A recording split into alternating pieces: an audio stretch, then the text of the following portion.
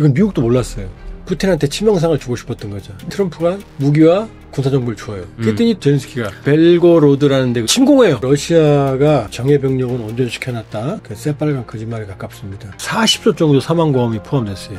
20만 명 죽었다는 얘기죠. 최소. 북한이 지원 끊으면 러시아 전쟁 못해요. 한국 우리처럼 비극적으로 되겠죠. 사실은 우크라이나 국민들 사이에서는 영토를 내주더라도 네. 전쟁을 끝내자. 설령 만약에 젤렌스키가 영토를 넘겨주고 하면은 정변이라든지 쿠데타라든지 아니면 암살이라는 또 극단적인 상황도 배제할 수 없는. 사실 우크라이나 전쟁은 중국이 없다면 러시아가 전쟁을 지속할 수 없을 만큼 보급이 안 되고 있는 상황인데 거의 나토의 보고서나 이런 데 보면 우크라이나 전쟁에 들어가는 물자의 약 80%가 중국에서 온다고 하니까요.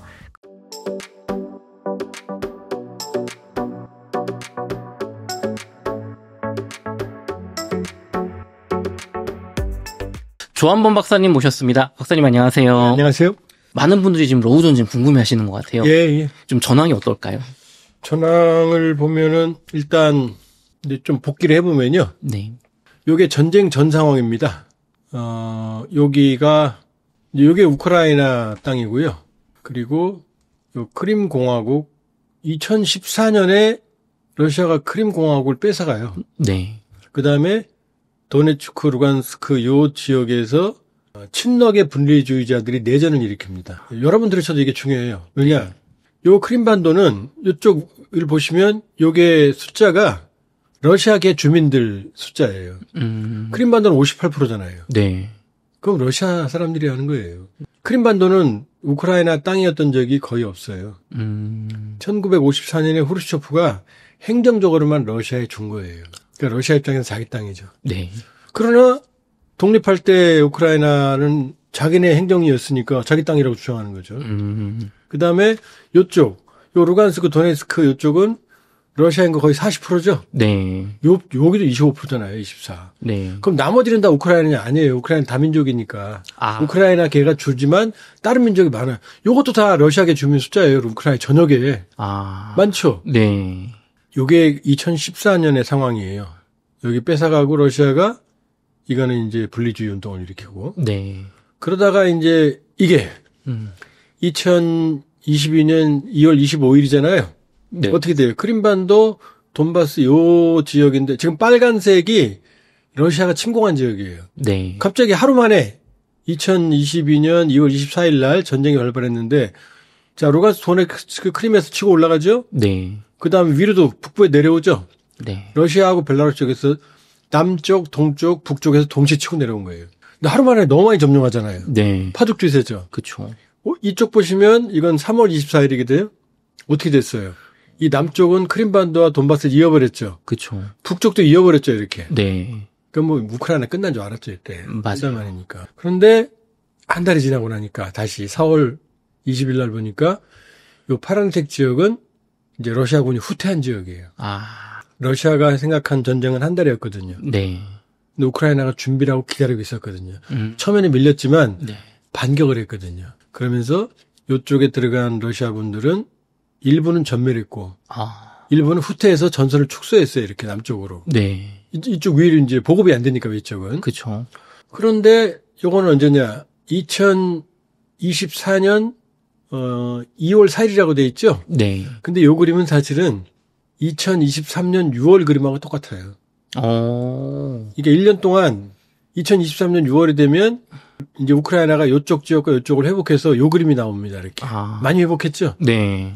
근데 2023년 6월에 우크라이나가 서방의 지원을 받아서 대규모 반격 작전을 하는데 여기서 실패해요. 근데 그러니까 그 실패하니까 그 전선이 지금까지 오는 거예요. 고착 상태로. 네. 근데 왜 실패했는지를 아는 게 중요해요. 그쵸. 그때 많이들 기대도 했었죠. 네, 왜 그러냐면 여기서 이제 젤렌스키의 정치적 좋게 말하면 영민함, 나쁘게 말하면 교활함이 나옵니다. 왜냐하면 이때 총사령관이 잘루즈니라는 사람이었거든요. 우크라이나. 네. 이 사람은 우크라이나 국민들이 아주 신뢰해요. 지금도 신뢰도가 한 90% 좀 나와요. 네. 지금 선거하면 잘루즈니한테 져요. 젤렌스키가. 근데 잘루즈니가 이때 지금은 근데 그 잘루즈니가 참모총장에서 총사령관에서 쫓겨나서 영국 대사로 쫓겨갔어요. 젤렌스키가 쫓아낸 거예요. 위험하니까. 근데 자, 이 그림 잘 보세요. 그러니까 젤렌스키는 요 마리우폴 있죠? 네. 여기가 이제 우리를 치면 포항제철인데 요 마리우폴을 뚫고 나오고 싶어 했어요. 그러면 이제 이 크림과 돈바스가 끊어지니까. 그쵸. 또 크림과 돈바스는 이 크림과 이게 본토는 크림 대교 하나로 연결돼 있거든요. 요 다리만 끊어버리면 여기 고립되거든요. 그쵸. 그러니까 잘루즈니의 전략이 사실은 옳았던 거죠. 그런데 젤렌스키 입장은 뭐냐면은 이쪽 도네츠크, 이쪽 광범위한 지역의 영토를 회복하자라고 그랬어요. 그래야 정치적으로 국민들한테 보여줄 수가 있잖아요. 그쵸. 그래서 잘루즈니 총사령관 측과 젤렌스키 대통령 측이 전략 갖고 싸우는데 대통령이 하겠다는데 총사령관이 어떻게 해요? 그쵸. 그래서 결과적으로는 총 공세가 한 곳에 집중된 게 아니고 2차 세계대전 때 히틀러가 파죽지세로 이 프랑스를 뚫고 들어갔거든요. 네. 그 거대한 방어선 있잖아요. 네, 마지노선. 마지노선. 네. 그걸 뚫고 들어간 게 뭐냐면 넓게 편 게 아니라 한 곳을 때려 부신 거예요. 성은 하나만 구멍 뚫리면 끝나잖아요. 그쵸. 젤렌스키 그 생각을 했는데 잘루즈니는 젤렌스키는 넓은 면적을 뺏자라고 병력을 넓힌 거예요. 그러면서 여기서 한치의 거의 진적도 못 받고 거의 소모됐어요, 병력들이. 초기에는 푸틴이 한 달 잡고 들어가서 삽질했고 네. 두 번째는 젤렌스키가 삽질한 거예요. 이래서 이게 2024년 2월 그림이지만 2023년 6월 그림 그대로예요. 바뀐 게 지금까지 한치의 변함도 없어요. 거의 변함이 없어요. 한치라면 좀 그렇지만 네. 거의 변화가 없어요. 다음 그림 볼게요. 자, 여기 2024년 8월 25일이잖아요. 네. 잘 보세요. 지금 그 주 전선은 여기입니다. 이 빨간 지역이 우크라이나 러우 전쟁의 99%를 차지하거든요. 네. 여기가 조그만 빨간 점 있죠? 네. 여기 하리키우라고 하는 군수공업지대인데 여기서 있고 여기 수미라고 있죠? 네. 여기가 지금 쿠르스크예요, 북쪽이. 요 수미 이쪽이 쿠르스크거든요. 막 쿠르스크 그러죠? 맞아요. 갑자기 젤렌스키가 이 8월 달에 8월 초에 거꾸로 치고 들어가요. 역습을. 그래서 오른쪽에 보시면 이게 1300제곱킬로미터예요. 서울시가 600이 좀 넘잖아요. 네. 이걸 갑자기 점령을 해요. 그러니까 푸틴은 황당했죠. 이건 미국도 몰랐어요. 이렇게 역습을 할 줄은. 왜냐, 남쪽 지키기도 힘든데 그쵸. 거꾸로 공격을 해가? 그러니까 젤렌스키는 어떻게 생각했냐면 푸틴한테 치명상을 주고 싶었던 거죠. 네. 어차피 남쪽 전선은 교착돼 있으니까 쿠르스크를 점령하면 푸틴의 자존심이 상하잖아요. 그쵸. 5월 9일이면 러시아 전승되는데 45년. 그 이후로 러시아 본토를 뺏긴 최초의 대통령이 되는 거잖아요. 네. 거기다 이 쿠르스크는 스탈린이 히틀러를 격파한 히틀러가 여기서 패배함으로써 끝나요. 그때부터 계속 뚫리거든요. 그러니까 네. 러시아의 자존심인 지역이 쿠르스크거든요. 이걸 장악해버린 거예요. 그러니까 젤렌스키는 다목적이 있었겠죠. 네. 저걸 잡고 있으면 푸틴을 압박할 수 있고 그다음에 이 남쪽에서 병력이 뺏어올 거 아니에요. 이거 찾으러. 네. 이쪽이 옅어지겠죠, 전선이. 그쵸. 그랬더니 이제 푸틴 입장에서는 목숨을 걸고 이건 뺏어야 될 거 아니에요. 그쵸. 본토인데. 그렇죠. 그래서 요거는 이제 9월이 되니까 빨간 건 러시아가 뺏은 지역이고 노란 지역은 러시아가 우세한 지역이고 네. 요 파란색은 아직도 우크라이나가 잡은 지역이거든요. 쿠르스크. 네. 남쪽은 역시 변함이 없어. 전혀 변함이 없죠. 네. 요 상황인데 어떤 일이 벌어지느냐. 4월 21일 전황이에요. 네. 자, 보시면 다 빨개졌잖아요. 네. 다 뺏었잖아요, 지금. 그럼요. 다 회복했잖아요. 그쵸. 그리고 노란 지역도 지금 있죠. 요 파란 지역 있죠? 요 조그만큼. 네. 요거만 지금 젤렌스키가 확보하고 있는 거예요. 99%를 다시 뺏긴 거예요. 요 사이에 어떤 일이 있었느냐. 2월 28일 날 젤렌스키가 광물협정한다고 워싱턴 가서 트럼프랑 싸웠잖아요. 그쵸. 트럼프가 화가 나가지고 3월 3일부터 야, 무기 공급 중단해. 정보도 주지 마. 그럼 무기도 없어? 어디 쏠지도 몰라? 그쵸. 그러면서 파죽지세로 그때 푸틴이 뚫고 들어온 거예요. 그러니까 젤렌스키가 트럼프하고 싸우는 모습을 보이면서 우크라이나 국민들 감정은 풀어줬지만 네. 전략적으로는 저기서 우크라이나군 괴멸당한 거지. 뺏긴 거지. 그러니까 정치적 야심을 위해서 네. 쇼를 위해서 이 쿠르스크의 남은 지역을 거의 대부분 뺏겼어요. 아유. 그랬더니 젤렌스키가 또 이제 트럼프가 그랬더니 젤렌스키 또 어떻게 해요? 형 잘못했어. 빌었거든요. 네. 광물협정할게.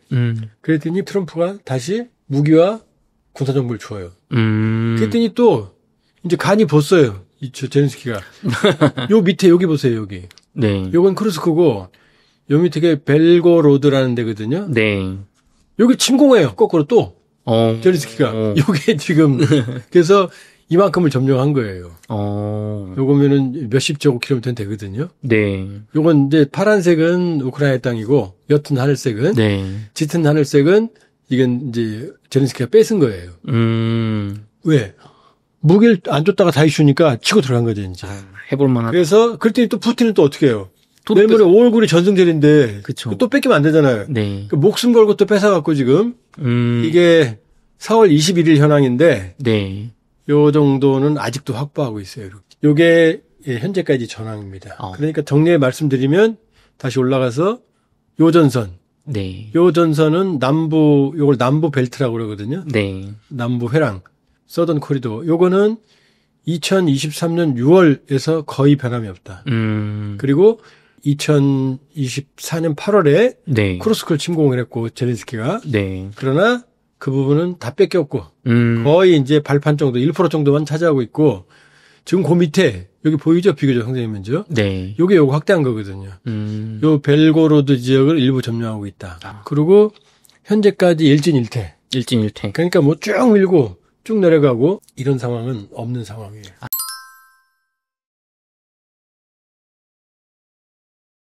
그 박사님 그 요즘 이제 조금 여론적으로 보면 과거에는 러시아가 안 된다였다가 또 최근에 반대 방향으로 우크라이나 그냥 망했고 시간 문제고 러시아가 군사적으로 압도적이고 경제적으로도 제재를 다 견딜 만큼 압도적이다. 이런 여론들이 생겨나고 있는데 좀 박사님 냉정하게 어떻게 보입니까? 저는 항상 말씀드리는 게 우크라이나 전쟁 수행에 본인들이 50에서 55%를 책임져요. 네. 나토가 한 20에서 25%, 미국이 한 20% 정도거든요. 그러면 나토하고 미국이 발표하면 어떻게 되겠어요? 그럼 안 되겠죠. 무너지는 거죠. 그렇죠. 그러니까 나토하고 미국 외부의 지원이 없이는 우크라이나는 전쟁을 할 수가 없어요. 그다음에 트럼프가 무기 지원 끊으면서 다 뺏겠다고 그랬죠? 네. 미국의 20%는 자동차로 치면 엔진이에요. 아, 핵심이구나. 핵심이에요. 군사 정보. 네. 그다음에 강철비라고 영화 보셨어요? 네, 그 봤습니다. 북한 나오는. 네. 네. 그게 강철비가 하늘에서 포탄에 비가 떨어진다라는 거거든요. 네. 얘가 좀 복잡한데 M270 MLRS 다연장 로켓이라는 게 있어요. 네. 그게 227mm, 227mm의 구경. 네. 길이는 몇 미터가 되죠. 그게 로켓 한 발에 사거리가 32km거든요. 여기에 수류탄에 해당하는 이 자탄이 네. 640개가 들어있어요. 그 한 발 쏘면 수류탄 640개가 하늘에 떨어지는 거예요. 수류탄 살상 범위가 15m거든요. 네. 축구장 한 개 면적에 있는 인원들을 모두 전멸시킬 수 있어요. 엄청나네요. 근데 포드 하나에 6발 들어가거든요. 네. 그 포드가 2개 있어요. 12발이에요. 축구장 12개 면적을 초토화시켜요. 와. 그런데 이게 너무 무거우니까 네. 이걸 가볍게 줄이고 포드 6발짜리 2개를 하나로 줄이고 6발, 12발이 아니라 6발 탱크 캐터필더 궤도를 바퀴로 바꾼 게 하이마스라는 거예요. 네. 하이 모빌리티 아틀러리 로켓 시스템이라는 거예요. 말이 좀 복잡하죠? 네. 고속기동 포백 로켓 시스템이라는 건데 이걸 우크라이나에 줬거든요. 6발짜리. 이거 한 발 쏘면 축구장 6발이 크루스크는 평원이에요. 러우 전쟁은. 네. 어디 숨을 데도 없어요. 산도 없어요. 숲은 어디에 있냐? 갤러리 포레스트라고 그래서 시민물 따라 여기에만 좀 있어요. 그러니까 어떻게 돼요? 러시아군, 북한군 오면 이거 한 발 쏘면 축구장 6개 면적이 전멸당하는 거잖아요. 네. 이걸 줬다 안 줬다 하니까 전황이 바뀌는 거죠. 이 정도예요. 이 정도예요. 그러니까 우크라이나 자체 전쟁 수행력이 일단 없어요. 네. 이게 중요한 거예요. 그다음 러시아로 가자. 네. 그러면 러시아가 지금 뭐 정예 병력은 온전시켜놨다. 네. 뭐 타격 없다. 그 새빨간 거짓말에 가깝습니다. 아. 지금 그 허접스러운 북한군까지 받아들이고, 네. 전 세계 용병까지 받아들이고, 지금 저렇게 크루스크 본토까지 자존심까지 뺏기는데 정예 병력을 온전시켜놓고 뭐 첨단 무기를 감춰놔요? 아니에요. 전쟁엔 코피 터지니까 다 쓰게 돼 있어요. 북한이 지금 지원하는 무기가 탄약으로는 러시아가 쓰는 탄약의 절반 정도예요. 네. 북한이 지원 끊으면 러시아 전쟁 못해요. 그 정도예요. 그 정도예요, 러시아 상황이. 네. 왜냐하면 러시아 수출품이 60%인데 산업이 있겠어요? 군수 공장도 있고 기술은 있지만 대량 생산 체계가 안 돼요. 그러니까 러시아는 이미 군수품은 고갈된 상황이다. 주요 무기들은. 이게 또 서방 쪽 시각에서는 군수품은 그럴 수 있지만 러시아 경제가 지금 탄탄하다. 또 지금 착각이에요. 왜냐? 러시아 경제가 3% 성장, 5% 성장 그러거든요. 맞아요. 그렇게 3에서 5% 성장했어요, 지금까지. 네. 근데 전시 경제잖아요. 돈 들여서 군복 생산하고 무기 생산하니까 생산성이 올라갈 거 아니에요. 그쵸. 그다음 징집해서 월급 주잖아요. 네. 1인당 사망하면 보험금이 2억 원이에요. 지난해 연말 기준으로 그 40조 정도 사망보험이 포함됐어요. 20만 명 죽었다는 얘기죠, 최소. 야, 많이 죽었. 자, 지금 수치만 보시자. 그러니까 제가 어디 가면 이런 얘기하면 막 혼나요. 네. 지금 3% 5% 성장하는데 저보고 맞아요. 돌팔이라고. 근데 이건 간과하잖아요. 러시아 중앙은행 금리가 네. 21%예요. 그렇게 높나요? 그렇게 높아요. 왜냐? 석유 팔아 돈 들어오잖아요. 네. 그럼 사람들한테 월급 주고 사망보상금 나가잖아요. 네. 그 다음에 무기 생산했는데 돈이 풀릴 거 아니에요. 그쵸. 산업은 없잖아요. 돈이 풀리면 어떻게 돼요? 인플레이션이 올라가는 거죠. 그 다음에 돈이 어디로 가요? 주식시장으로 가는 거죠. 네. 그러니까 주식시장 활황되고 3% 5% 성장하고 그러니까 좋아 보이는데 아니 기준금리가 21%인데 어떻게 살아요 거기에서. 우리 21%면 어떻게 된 거예요? 망한 거죠. 망한 거죠. 지금 푸틴은 위기예요. 왜냐? 전쟁이 휴전하면 이제 전시경제가 안 되잖아요. 그쵸. 그럼 이제 경착륙이 되는 거죠. 이대로도 못 가는 거고. 네. 전쟁 끝나면 이제 러시아 경제는 흔들리는 이제 추락하는 상황이 될 거고. 그러니까 양쪽 다. 네. 자, 설명드리니까 어때요? 양쪽 다 지금 만만데요? 둘 다 상황이 좋지 않다. 둘 다 커피 터진 거예요. 다만, 푸틴은 우크라이나보다는 어쨌든 자기가 전쟁 수행하고 있으니까. 네. 그러나, 젤렌스키는 자기 의지와 관계없이 서방에서 줬다 뺐다 하면 끝나는 거다. 네. 이 상황이에요. 그러니까 이 상황이니까 어느 한쪽이 전선을 뚫을 수 있겠어요, 없겠어요? 못 뚫죠. 자, 러시아가 뚫으면 어떻게 돼요? 서방이 무기를 더 주죠. 네. 지금 미국이 트럼프가 미적거리니까 네. 베르츠 차기 총리 네. 뭐라 그랬냐면 타우루스 미사일 사용할 수 있게 해줄까 이랬어요. 이게 사람들이 잘 몰라요 어떤 무기인지. 네. 이게 비행기에 장착하는데 네. 사거리가 500km예요. 그럼 비행기는 얼마든지 로 국경선 심지어 러시아까지 들어갈 수 있잖아요. 그쵸. 그러면 모스크바가 다 때린다는 얘기예요. 비행기를 타고 들어가면 되니까. 그럼요. 그 아까 줬던 강철비는 지대지 미사일이에요. 네. 영국이 준 게 스톰 섀도우거든요. 네. 이것도 250km예요. 공대지인데. 타우루스는 500이에요. 네. 그러면은 거기다 그 독일 그 다음번 총리가 뭐라고 그랬냐. 크림반도 공격도 하게 해줄까 그랬어요. 그게 뭐냐. 크림반도가 본토하고 다리 하나로 연결돼 있다고 그랬죠? 네. 그 다리 때릴 수 있게 해준다는 얘기예요. 그 다리 끊어지면 크림반도 고립이거든요. 네. 그러니 이걸 주게 되면 푸틴은 어떻게 되겠어요? 난리 나겠는데요. 그러니까 이 정도라니까요. 그러니까 서방이 확 주면 우크라이나가 뚫고 들어가고, 근데 우크라이나가 푸틴을 뚫고 들어가면 어떻게 되겠어요? 푸틴은 핵단추 누를 수밖에 없잖아요. 그러니까 더는 못 들어가게 줬다 뺏었다. 그다음 푸틴이 너무 들어오면요. 타우루스 줄게, 에이테킴스 줄게. 에이테킴스는 아까 그 하이마스가 6발 들어간다고 그랬죠? 네. 에이테킴스는 국경이 커요. 그러니까 그 포도에 한 발에 들어가요. 네. 근데 대신 사거리가 300km예요. 227면 32km인데 이건 300km예요. 300km까지 날아가서 축구장 4개 면적을 초토화시켜요.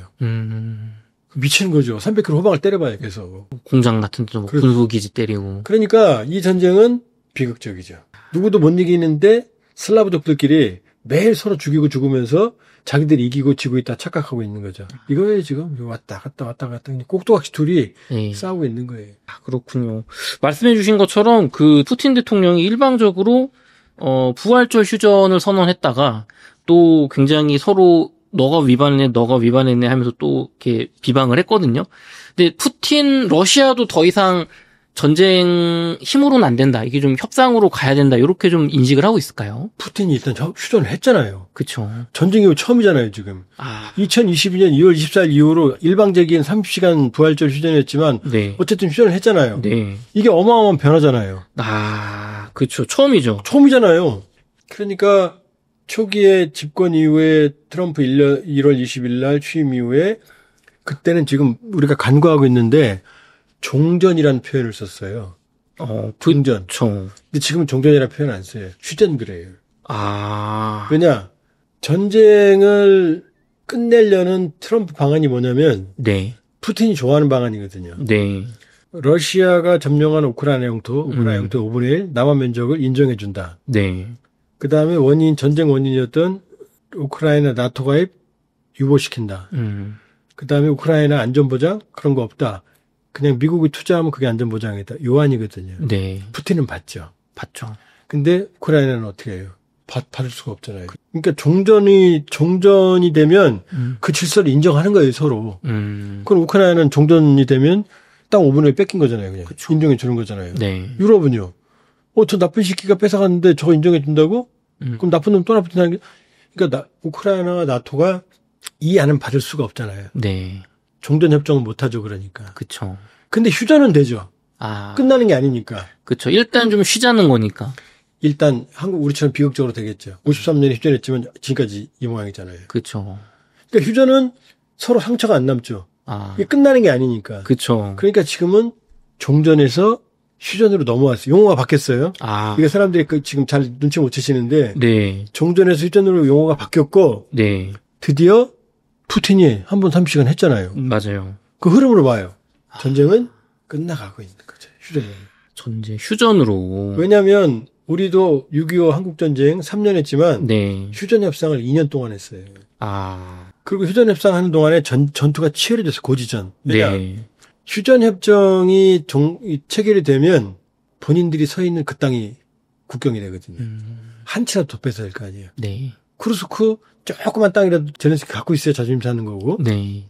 푸틴 입장에서는 남부 지역 더 확보해야 되는 거고 이거죠.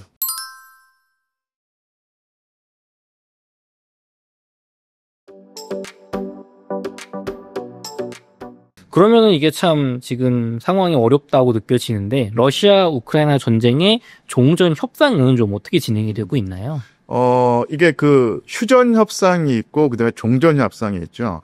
휴전 협상은 말 그대로 싸우던 군대가 교전 행위를 멈추는 것이고 그 상태에서 아니면 뭐 교전 행위가 완전히 멈출 수도 있고 아니면 멈추지 않더라도 계속해서 전쟁을 끝내는 협상이 이루어지는 것이 있고 그다음에 이제 완전히 그 전쟁을 끝내고 그리고 이해관계를 조정하고 평화체제를 구축하는 종전 협상이 있는데, 일단 그 평화협상 얘기는 나왔는데요.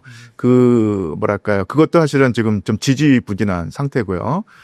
종전까지는 아직까지 갈 길이 멀다고 생각을 합니다. 그러니까 물론, 아마 분명히 미국과 러시아가 물밑에서 상당히 접촉을, 많이 하고 하면서, 이해관계 조정이 이루어지고 있을 거예요. 그 내막이 소상히 밝혀지지 않은 이상 어떤 예측을 한다는 게 쉽지 않지만 만약에 미국과 러시아가 서로의 이해관계를 적극적으로 조정해서 타결이 된다면은 아주 급물살을 탈 가능성은 있는데요. 근데 그것은 가능성일 뿐이고 사실은 미국의 이해관계와 러시아 이해관계가 물론 바이든 행정부 때보다는 훨씬 가까워지고 만나 떨어진 측면은 있지만 그래도 쉽지만은 않은 과정이고 추측건데 이 종전까지는 아직까지 긴 어떤 과정이 남아 있다고 우여곡절이 있을 것이라고 생각을 합니다.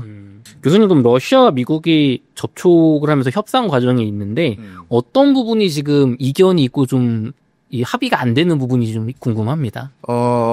크게 그러니까 우크라이나와 러시아 사이뿐만 아니라 분명히 미국이 작용을 하는데 가장 큰 쟁점이 두 가지일 거예요. 하나가 뭐냐면 러시아가 차지한 우크라이나 동부 전체 우크라이나 국토의 5분의 1에 해당하는 그 영토를 우크라이나가 돌려받아야 되느냐, 아니면 러시아가 점령하고 러시아의 실질적인 영토로 국제사회 내지는 미국이 인정할 것인가. 당연히 그 젤렌스키 대통령은 절대로 불가능하다고 할 것이고, 만약에 그 우크라이나 대통령인 젤렌스키가 현실을 인정하고 동쪽 영토를 러시아 영토로 인정하는 순간 이게 어마어마한 후폭풍이 닥치면서 젤렌스키 대통령의 정권 자체가 위험해질 수 있어요. 그러니까 우크라이나에 있는 그 강경 민족주의 세력이 있고, 또 이 세력을 그 푸틴 대통령이 보통 네오나치라고 지칭을 하는데, 네. 이게 원래 전쟁 이전에도 상당히 그 강력한 힘을 가지고 있었고, 당연히 3년 동안 전쟁을 치르면서 이 강경 우크라이나 민족주의 세력의 어떤 목소리가 커졌는데, 네. 이 세력이 절대로 그런 상황을 용인하지 않을 겁니다. 그러니까 우크라이나 국민 전체의 여론은 또 거기에 관해서 그 입장이 다를 수 있고 팽팽히 맞설 수 있는데, 적어도 젤렌스키 대통령의 정치적 기반인 강경 우크라이나 민족주의 세력, 그리고 현재 전쟁과 우크라이나 정치에서 상당히 큰 힘을 발휘하는 이 세력이 여기에 불만을 품고 젤렌스키 대통령을 비판하고 비난하고 공격하게 된다면 이 정권이 날아갈 위험이 있을 것이고요. 반대로 푸틴 대통령의 입장에서는 어쨌든 간에 2022년 말인가요? 2023년에 그 헌법까지 개정을 하고 그쪽 그 주민들에게 러시아 국적까지 부여를 하고 주민투표까지 하면서 러시아의 영토로 선언을 했거든요. 네. 이 상황에서 그걸 다시 그러니까 물른다는 게 엄청나게, 푸틴 대통령으로서도 엄청난 정치적 부담입니다. 그리고 사실 러시아 정치를 이 크레물린 안으로 이렇게 좁혀서 보자면요. 네. 그 안에서 푸틴 대통령의 입장이 사실은 강경파나 이렇게 매파가 아니에요. 오히려 중도파라든지 온건파, 그러니까 비둘기파라고 할 수 있습니다. 상대적으로요. 달리 말하면은 러시아에서도 러시아가 가진 힘이 충분히 있고 예. 핵 전력이 있고 전략 핵무기까지는 아니더라도 전술 핵무기를 써서 충분히 우크라이나를 압도할 수 있는데 네. 왜 이렇게 전쟁을 질질 끄느냐. 확 밀어붙여가지고 빨리 끝내자. 그리고 러시아의 국익을 극대화하자는 그런 목소리가 분명히 있거든요. 네. 그런 목소리를 좀 다독이면서 누그러뜨리면서 정치를 해오고 전쟁을 수행해 왔던 인물이 바로 푸틴 대통령입니다. 그래서 지금까지는 푸틴 대통령의 권력 기반이 상당히 안정돼 있고 이게 장악력이 있기 때문에 그런 강경파를 잘 제어할 수 있었는데, 만약에 우크라이나 동부 5분의 1 영토를 러시아가 사실은 엄청난 인명 피해를 감수하면서 장악해왔고 유지하고 있는데, 그것을 만약에 제대로 확보하지 못한다고 하면은 이것은 푸틴 대통령으로서도 감당할 수 없는 정치적 부담이거든요. 그러니까 푸틴 대통령으로서도 사실은 양보할 수 없는 그런 문제고요. 사실 정말 영토 문제는 첨예한 문제일 수밖에 없고요. 사실 그 부분은 사실 미국은 현실적으로 러시아에게 유리하게 손을 들어주려고 하는 어떤 모습이 보이는데요. 또 하나의 쟁점, 어떻게 보면 가장 첨예하게 부딪히는 쟁점이 또 하나 있는데, 그것은 바로 전쟁을 끝내더라도 네. 우크라이나의 국가안보를 어떻게 인정하느냐입니다. 그래서 지금 젤렌스키뿐만 아니라 러시아의 상당수가, 국민의 상당수가 전쟁을 끝낸다고 했을 때 그 이후에 다시 있을지 모를 러시아의 재침에 맞서서 확실하게 국가안보를 국가안보를 확정하는 방법은 우크라이나가 나토에 가입을 하는 것이다 일 텐데요. 네. 그래서 나토 가입, 그러니까 우크라이나가 사실은 나토 가입 요건이 되지 않는데 어떤 편법이라고 할까요? 아니면은 특수한 상황을 인정해서 우크라이나를 나토 회원국으로 수용하는 방안을 밀어붙이고 있는데, 사실은 푸틴 대통령의 입장에서는, 러시아 입장에서는 사실은 나토와 러시아가 맞닿는 상황을 방지하기 위해서, 달리 말하면 우크라이나가 나토 회원국이 되는 상황을 견딜 수가 없어서 전쟁을 일으킨 것인데 네. 그런 전쟁 목표를 지금 와서 또 상실한다는 것은 사실은 말이 안 되는 것이죠.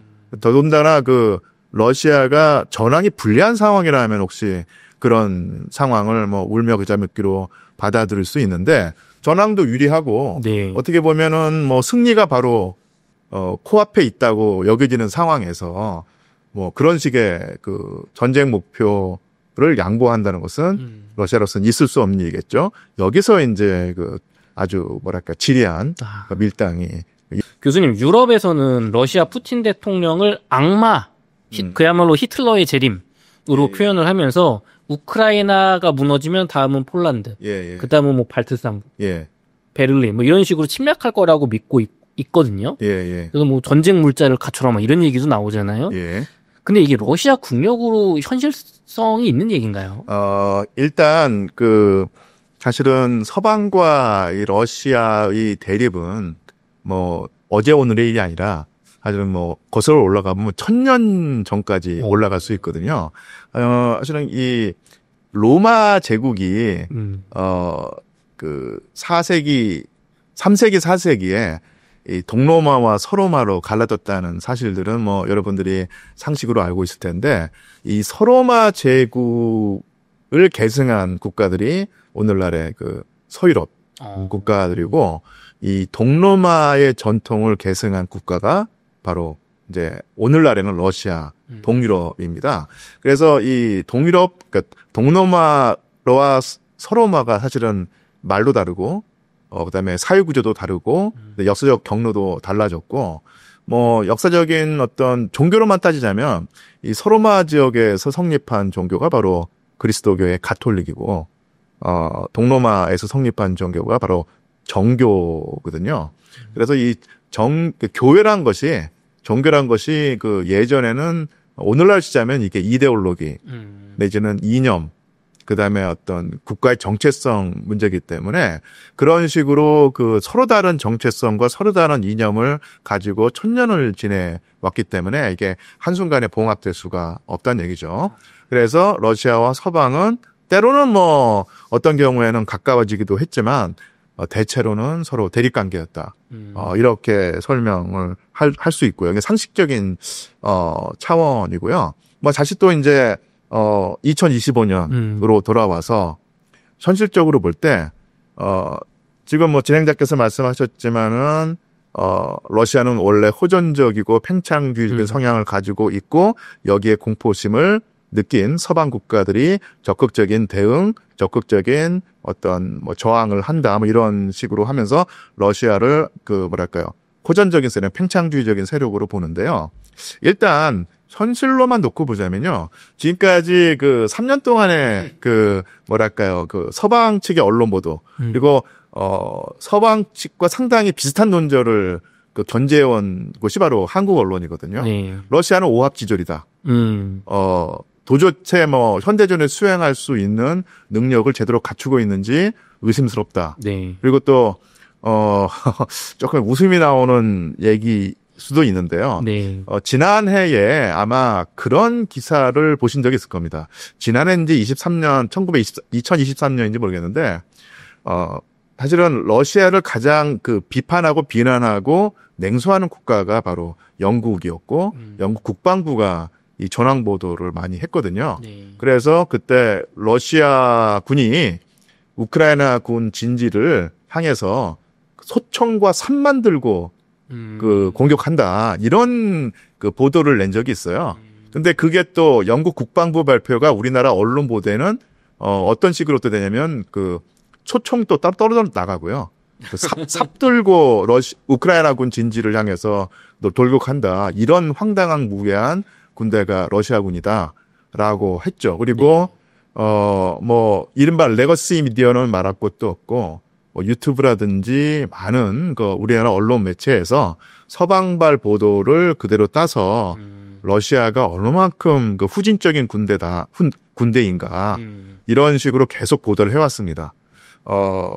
그래서 세계에서 가장 부풀려진, 그러니까 뭐 겉으로는 아주 막강한 군대이지만 알고 보면 썩어 문드러진 군대가 러시아 군대다라는 식으로 계속 주장을 해오다가 어느 틈에 러시아는 뭐 우크라이나뿐만 아니라 뭐 폴란드, 발트 국가 내지는 아니면 그 더 넘어서 서유럽까지도 침공할 가능성이 있는 무시무시한 공포스러운 군대라고 하는 또 이미지가 또 생성되고 있거든요. 네. 그러니까 이것을 볼 때 지금 서방 국가의 그 여론 주도층이라고 할까요?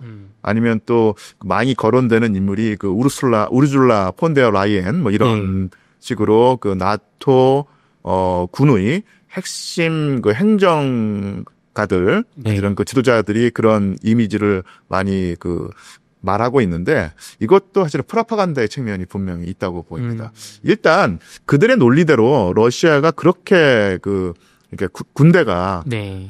비효율적인 군대라고 하면 어떻게 그 우크라이나 하나도 제대로 점령하지 못해서 절절매는 군대가 폴란드를 점령할 것이며 그다음에 독일 뭐 프랑스, 영국까지도 힘을 뻗칠 수 있겠는가? 그렇죠. 이런 식으로 생각하면은 이것은 현실의 어떤 그 반영이라기보다는 수사, 레토릭이다. 내지는 더 나아가서 프로파간다의 측면이 있다. 이렇게 볼 수 있겠죠. 그러니까 물론 그 지금까지 미국의 국방력 그 우산 아래서 국방비를 사용하지 않고 지내왔던 그 나토라든지 서유럽 국가이기 때문에 사실 또 그 지금 또 까보니까 국방력이 아주 그 축소되어 있던 것이 분명한 사실이어서 부랴부랴 그 군사비 증강에 나서고 있고 그 자기들이 생각하는 어떤 안정된 군사력까지 군사를 끌어올리는 데는 여러 해가 걸리겠죠. 네. 그 사이에는 어떤 그 불안감과 초조함, 또 공포심이 없진 않을 텐데 더 이게 넓은 견지에서 볼 때 과연 그 러시아가 서유럽을 압도할 만큼 그런 강력한 국력과 군사력을 가지고 있을까 했을 때 그런 현실적인 어떤 판단보다는 네. 러시아에 대한 원초적인 공포 그것이 근거가 있는가 없는가를 따져봐야 될 문제인데 그런 어떤 본능적인 공포심이 있고 그리고 또한 정치적이라든지 어떤 외교적인 이득을 취하고자 러시아의 그 군사력을 과대 평가해서 자신들의 정치적인 입장을 굳히려는 그런 정치적인 포석의 일환이 바로 러시아가 서유럽까지 노리고 있고 서유럽을 군사적으로 제압할 수 있다는 그런 식의 이미지를 퍼뜨리는 것이라고 생각을 합니다. 교수님, 러시아 우크라이나 전쟁에 북한군이 파병이 되었으며 예. 쿠르스크 전투의 우크라이나 패배는 가공할 좀비 군단 같은 북한 때문이다. 예, 예. 라는 주장이 우크라이나 정부 측에서 계속 흘러나오고 있는데요. 예. 북한군이 파병되어 전투에 참여한 것이 사실인가요? 이게 정말로 일단 제가 비겁한 변명이지만 제가 북한이라든지 네. 동북아 정치에 관해서는 사실은 깊은 지식이 없거든요. 아무래도 제 전공이 그러니까 유럽사 내지는 러시아사기 때문에 그쪽에 관해서는 뭐 나름대로 좀 보탤 말이 있는데 요게 그 논의의 초점이 요 동북아시아로 오게 되면은 제가 뭐 아주 특별하게 해안을 가지고 있다든지 아니면 다른 전문가들보다 더 뛰어난 어떤 그런 조언이라든지 분석을 할 수 있는 상황은 아니고요. 그런 점을 좀 감안해 주시기 바랍니다. 그래서 당연히 그 북한군이 요 전쟁에 우크라이나 러시아 전쟁에 들어갔다. 그리고 쿠르스크에서 전투병력으로 활용되고 있다는 어떤 보도가 계속 나오고 있는데 하여튼 저도 그렇고 제 주위에 있는 전문가들 사이에서도 네. 그러니까 의견이 좀 갈라진다고 할까요? 아니 의견이 분분하다고 하는 표현을 쓰고 싶은데요. 그러니까 어떤 분들은 이 우크라이나 정부의 발표를 네. 받아들이고 그리고 또 우리나라 정보기관의 또 발표도 받아들이면서 상당히 많은 10,000명이 넘는 북한군 전투병력이 쿠르스크 전선에서 활약하고 있다. 네. 내지는 투입되었다. 그리고 교전을 하고 있다라고 보는 분도 있는데 또한 뭐랄까요 일부는 그 의심을 하고 있는 분들이 있습니다. 극단적으로는 북한이 개입하지 않았다고 보시는 분도 있고요. 아니면은 개입은 했는데 그러니까 이게 일종의 노무부대다. 아니면 경비 부대다. 그러니까 쉽게 말하면 일선에서 싸우는 전투부대는 아니고 네. 러시아군을 보조하는 어떤 그런 역할. 그러니까 예를 들어서 부대가 있다고 했을 때 당연히 그 적과 맞서 싸우는 전투부대가 있지만 그렇죠. 뭐 공병부대라든지 아니면 후방에서 그 치안을 담당하는 경비부대 뭐 이런 여러 가지 때문에 그 말로 노무부대도 있지 않습니까? 그렇죠, 뭐. 그러니까 그런 다양한 성격의 부대가 있는데 그런 식의 보조 부대로서 보조 인력으로서 활용된다고 보시는 분도 있어요.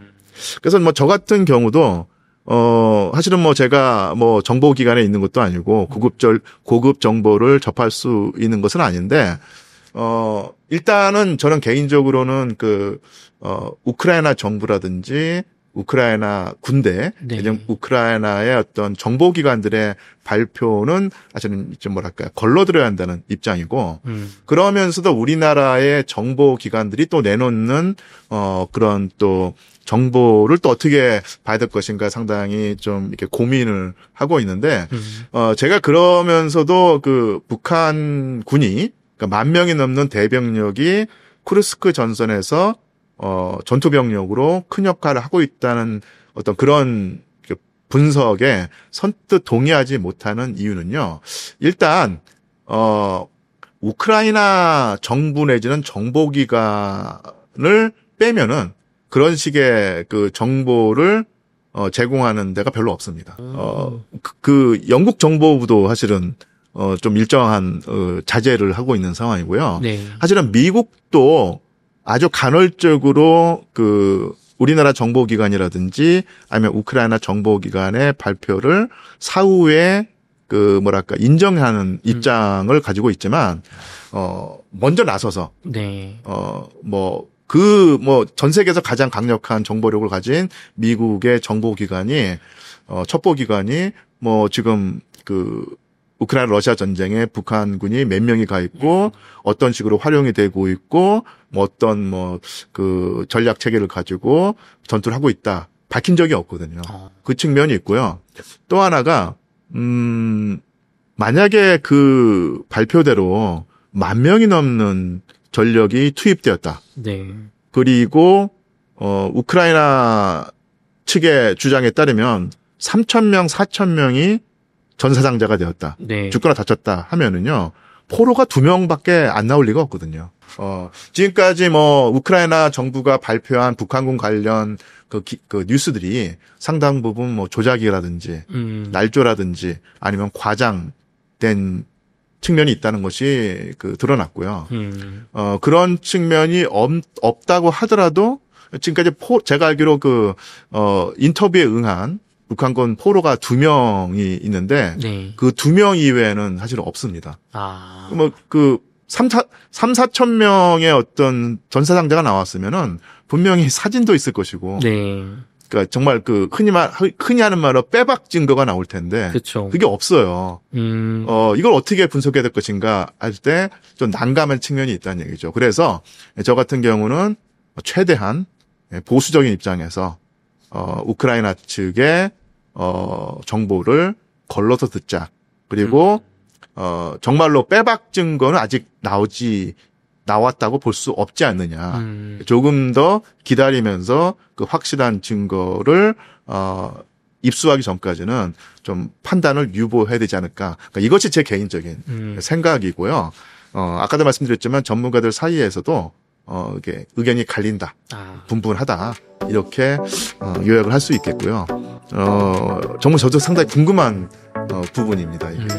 이게 또 전쟁이라는 게 서로 유리하게 막 정보도 조작하고 프로파간다고 하니까 이게 사후에 시간이 흘러야 또 확인이 가능한 부분이 그렇죠. 역사학자가 가질 수 있는 가장 큰 장점이자 강점이 결과를 아는 상태에서 과거를 돌이켜보는 것인데 그 결과를 아직 알지 못하는 상황이고요. 그리고 뭐 그 가장 유명한 그 전쟁 관련 격언이 있죠. 전쟁의 첫 희생자는 진실이다. 진실을 정말 알 수가 없거든요. 러시아 측도 프라파간다와 날조를 하고 네. 우크라이나 측과 서방 측도 날조와 프라파간다를 하는데 지금 상황에서 놓고 보자면 가장 절실하게 절박한 상황에서 프라파간다를 하고 어떤 경우는 증거를 조작하거나 날조해가면서까지도 여론을 유리하게 끌고 오려는 측이 바로 우크라이나 측입니다. 그래서 우크라이나 측의 그 소스일수록 더더욱더 의심해 봐야 한다는 얘기고요. 결국 북한군에 관련된 정보원, 그러니까 그 인포메이션 소스는 거의 대부분 다 우크라이나 정보기관인데 그 특성이 있고 상황의 요소가 있기 때문에 정말로 걸러들어야 하지 않을까 싶은 생각이 들고요. 사실은 뭐 걸러들어서 나쁠 건 없어요. 그것을 오히려 이제 맹신하거나 어떤 신봉에서 얻는 불이익이 있을 것이고 이것을 걸러듣거나 아니면 부정해서 얻는 이득이 있을 텐데 그 경중을 따져보면 오히려 뒤에 입장이 더 그나마 위험을 줄일 수 있지 않을까 이런 생각을 하고요. 요컨대 왜 그렇게까지 전사당자가 확인이 되지 않는가? 왜 포로는 중밖에 나오지 않았는가? 그리고 그 포로의 인터뷰조차도 사실은 미심적인 부분이 있는가? 그리고 왜 미국과 서방은 철저한 침묵 내지는 상당히 자제하는 정보를 제어하는 입장에 있는가? 이런 것을 생각해 볼 필요가 있다고 보입니다. 또 하나 이 북한군이 설령 전투 병력을 활용이 된다고 하더라도요. 또 하나 생각해 볼 수 있는 게 바로 이겁니다. 특히 우크라이나발 뉴스에서 두드러진 현상인데 우리나라 언론도 마찬가지고요. 한때 북한군은 정말 현대전을 모르는 그야말로 오합지졸이다. 그래서 뭐 10,000명 넘게 투입이 됐는데 드론에 대처하지 못해서 수백 명이 한꺼번에 몰살당한다. 이런 식의 얘기가 나온다는 얘기죠. 그런데 2달 이후에 북한군은 세계 최정예 병력이 되어가지고요. 러시아군도 쩔쩔매는 우크라이나군을 단숨에 제압하는 부대다. 맞아요. 이런 식의 또 분석이 나오고 있거든요. 전 세계 어느 나라 군대도요. 한 달, 2달 만에 그렇게 완벽한 체질을 개선을 해서 그렇게 오합지졸인 군대가 상대방을 완전히 압도하는 효율적인 군대로 탄생한다는 것은 불가능합니다. 왜 그럼 북한군이 그런 것을 해내는가? 흔히 하는 말로 우리가 지금까지 북한군에 관한 기사를 놓고 보자면요. 가장 인상적인 기사가 바로 그거였죠. 북한군은 포로가 되지 않는다. 맞아요. 자폭을 한다. 네. 여기서 바로 이제 20세기 중반에 정말 전근대적인 군대. 그리고 우리가 가장 경멸에 맞지 않는 제2차 세계대전 태평양 전선에서 일본군이 보였던 그런 모습이거든요. 맞아요. 그런 군대로 21세기에 우리가 북한군을 통해서 보고 있다고 하는 그런 식으로 보도가 나오다가 한순간에 쿠르스크 전선에서 우크라이나군을 완전히 제압을 해서 압도해서 전황을 뒤집을 수 있을 만큼 효율적인 군대가 되었다. 이런 식의 보도가 과연 신빙성이 있는가 이런 측면을 봐야 한다는 얘기죠. 그래서 또 한 번 북한군에 관한 기사들은 프라파간다일 가능성이 크다. 좀 걸러서 들어야 될 것이다. 이렇게 볼 수 있겠죠. 네. 교수님, 우크라이나 측에서는 외교 라인을 통해서 또 우리나라 방한도 해서 북한군이 참전했으니 한국도 전투 무기를 포탄을 보내거나 파병해도 좋다 이런 식으로 지원을 강력하게 요청이 아니라 요구하는 식으로 이야기가 나왔다고 하는데 이게 좀 어떤 얘기인가요? 맞습니다. 그러니까 당연히 젤렌스키 대통령으로서는 더 많은 국가로부터 더 확실한 원조를 받아내면 당연히 좋을 것이고요. 더더군다나 전황이 불리하고 그다음에 그렇게 믿고 의지했던 미국에서 정권이 교체되면서 확연하게 무기 원조가 줄어들고 있고요. 언제 끊길지 모르는 상태죠. 그런 상황에서는 정말 고양이 손이라도 빌린다. 내지는 물에 빠진 사람이 지푸라기라도 잡는다는 심정으로 이 무기 원조를 얻고 싶어 할 텐데 가장 의지가 될 수 있는 국가가 바로 한국이었을 수도 있다는 얘기죠. 무기의 질이 일단 뛰어나고 서유럽 국가를 제외하고 확실하게 무기 원조를 해줄 수 있는 가능성이 컸던 나라가 대한민국 지난 정권이었다고 봤을 때 충분히 젤렌스키 대통령으로서는 그런 식의 얘기를 했을 가능성이 있고요. 뭐 흘러나오는 얘기는 윤석열 당 대통령 내지는 그 당시는 이제 대통령 후보였죠. 그때 이미 대통령 후보로 유세를 하면서 또 대통령이 될 가능성이 컸던 상황에서 우크라이나에 접촉을 이제 하면서 그때 이미 무기 원조를 약속했다고 하는 물론 확인해 봐야 될 얘기지만 그런 얘기가 나온다고 했을 때 우크라이나로서는 아니 그때 우리가 확약을 받았는데 그 확약을 지켜야 되는 거 아니냐. 그러니까 이런 식의 입장을 표명할 것이고요. 그러니까 이것이 우리나라 국민들 입장에서는 아니 맡겨놓은 것처럼 달라는 식으로 나온다라고 하면서 좀 언짢아할 수 있는데 또 우크라이나로서는 또 그만한 또 상황이 있다고 할 수 있었겠죠.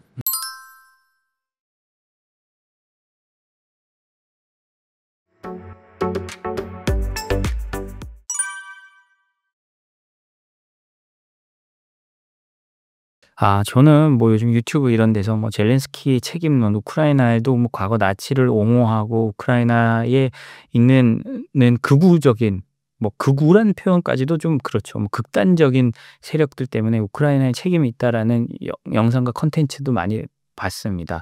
사실 제목이 그렇게 돼 있지 내용은 그렇지 않은 경우가 더 많은데요. 저는요, 그럼에도 불구하고 명확하게 해야 될 필요가 있습니다. 이 전쟁은요, 본질적으로 한 나라의 영토와 주권을 짓밟기 위해 큰 대국이 쳐들어온 전쟁입니다. 실제로 그렇기 때문에 이 침공을 했을 때요, 유엔에서 즉각적인 러시아의 철군과 전쟁 종식을 촉구하는 결의를 했는데요. 반대한 나라는 단 7나라밖에 없습니다. 7나라, 러시아, 북한, 우리가 아는 쿠바 이런 나라들입니다. 심지어 중국도 여기 참여하지 않았습니다. 그렇기 때문에 이 구조라는 건요, 러시아가 약속을 우크라이나를 침공했다라는 데서 변하지 않습니다. 우리는 이 근본적인 걸 깔고 들어가야 되고요. 이 전쟁의 이면에는 21세기 유럽 질서를 재편하는 전초전이라고 보는 게 맞습니다. 러시아는 과거 유럽의 일원이 되기 위해서 굉장히 노력했던 나라인데 러시아가 이제 그걸 포기하고 혹은 푸틴이라는 어떤 권위주의적 권력자, 독재에 맞먹는 권력자가 자신의 생각을 이제 위대한 러시아로 잡고 가고 있기 때문에 유럽과 맞서려고 하고 이제 더 커지려고 하는 그런 팽창주의적 모습을 보이고 있는 이 전초전입니다. 그리고 나토가 물론 나토의 잘못도 비판하는 사람들이 많죠. 과거의 약속과 달리 이제 나토 가입국을 계속 늘리면서 러시아를 위협해 왔고 러시아의 긴장감을 불러일으켰다라고 비판하는 것도 있지만요. 근본적으로는 미국과 유럽으로 나토로 표현되는 자유주장과 러시아를 중심으로 하는 권위주의 진영, 그러니까 중국도 거기 포함되죠. 사실 우크라이나 전쟁은 중국이 없다면 러시아가 전쟁을 지속할 수 없을 만큼 보급이 안 되고 있는 상황인데 거의 나토의 보고서나 이런 데 보면 우크라이나 전쟁에 들어가는 물자의 약 80%가 중국에서 온다고 하니까요. 그런 거를 저희가 봤을 때 어떤 자유주의 진영과 권위주의 진영의 충돌이 유럽에서 먼저 일어났다라고 보는 게 올바른 해석일 것 같습니다.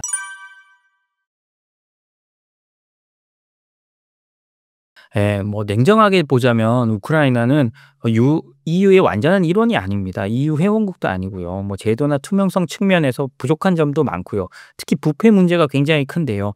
180국 중에 104위로 불가리아보다는 낮고 러시아보다는 약간 높은 수준이고 그렇기 때문에 우크라이나가 자체적으로 가진 문제점이 굉장히 많습니다. 그리고 젤렌스키 대통령이 마치 대선에 대기 위해서 나토에 가입할 것처럼 말을 해서 러시아를 자극한 것도 있고요.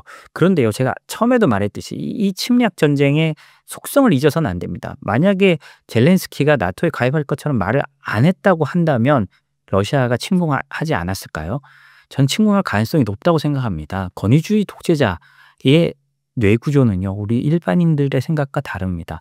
중간에서 다 그렇게 말하고 우리가 들어가기만 하면 일주일 안에 우크라이나를 먹을 수 있다고 주변에서 부추기고요. 실제로 그때 처음에 침공할 당시 러시아 본인들은 개선 장군처럼 개선식에서 입을 옷까지 같이 챙겨갔다고 하잖아요.